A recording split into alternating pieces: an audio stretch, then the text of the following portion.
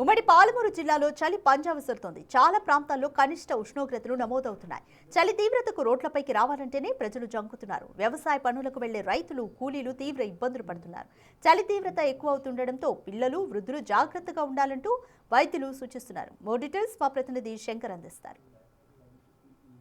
తెలుగు రెండు రాష్ట్రాల్లో చలి పంజా విసురుతుంది. చలి పులితో జనాలు రోడ్ల మీదకి రావాలంటే జంకుతున్నటువంటి సిచ్యువేషన్ ఉమ్మడి పాలమూరు జిల్లాలో కనిపిస్తుంది. ఇక ఉమ్మడి పాలమూరు జిల్లా వ్యాప్తంగా కూడా అత్యల్ప ఉష్ణోగ్రతలు నమోదవుతుండడంతో ఒకవైపు వాహనదారులు, మరోవైపు వ్యవసాయదారులు కూడా తమ పనులకు వెళ్ళాలంటే మాత్రం పూర్తిగా ఇబ్బందులు ఎదుర్కొంటున్నటువంటి సిచ్యువేషన్ కనపడుతుంది. సార్ ఏంటి సార్, అంటే గతంలో లాగా ఇప్పుడు పరిస్థితులన్నీ కూడా మారిపోయాయి. ఈ రోజు నిన్న మొన్న చూస్తే 10 నుంచి 15 సెంటీగ్రేడ్ ఉష్ణోగ్రత నమోదవుతుంది. గతంలో ఎలా ఉండేది, ఇప్పుడు ఈ చలికి సంబంధించి అడిగితే ఏం చెప్తారు? గుడ్ మార్నింగ్ అందరికీ. ఆరోగ్య వాకింగ్ క్లబ్ కొత్తకోట.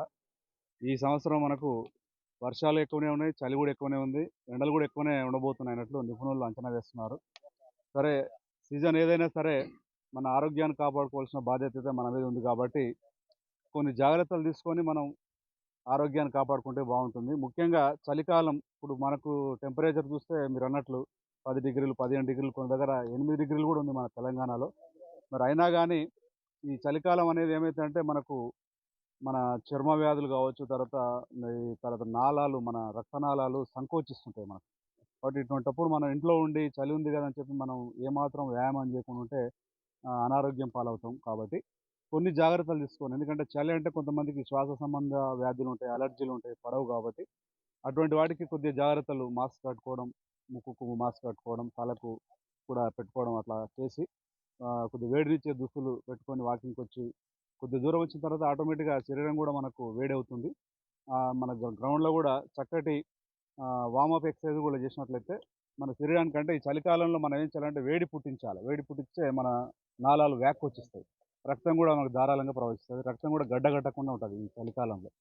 అదేవిధంగా ఈ రోజుల్లో మనం చూసినట్లయితే ముఖ్యంగా చాలామందికి ఈ మధ్యలో సర్వేలు చూస్తే 60% జనాలకు డి విటమిన్ లోపం కనిపిస్తుంది.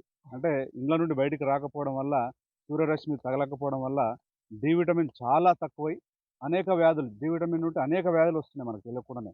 కాబట్టి అది కూడా మనకు లోపంగా ఉంది. కాబట్టి తప్పకుండా చలి అని భయపడకుండా ప్రతి ఒక్కరు కూడా కొన్ని జాగ్రత్తలు తీసుకొని ఇక్కడ వాకింగ్కి వచ్చి వార్మప్ చేసుకొని వేడిగా మన శరీరాన్ని చేసుకొని ఎవరి ఆరోగ్యాన్ని వాళ్ళు కాపాడుకుంటే బాగుంటుందని నా ఉద్దేశం అందరికీ. సో చూస్తున్నాం, మొత్తంగా ఈ చలికి భయపడకుండా ఆరోగ్యానికి సంబంధించి ఖచ్చితంగా వ్యాయామం చేస్తే దీని పూర్తి స్థాయిలో ఉన్నటువంటి అనారోగ్య సమస్యలు కూడా దూరం అవుతాయని చెప్తున్నారు. మరికొంతమంది కూడా ఉన్నారు. అన్న చెప్పండి, ఈరోజు కొంతమంది చాలామంది కూడా పల్లెటూరులో వ్యవసాయానికి కూడా వెళ్ళలేనటువంటి సిచ్యువేషన్ కనబడుతుంది. వ్యాయామానికి సైతం కూడా కొంతమంది రావట్లేదు, మొగ్గు చూపట్లేదు. అంటే చలి తీవ్రత ఆ రేంజ్లో ఉంది. మనం మంట దగ్గర ఉన్నాం కాబట్టి కాస్త వేడి అనిపిస్తుంది.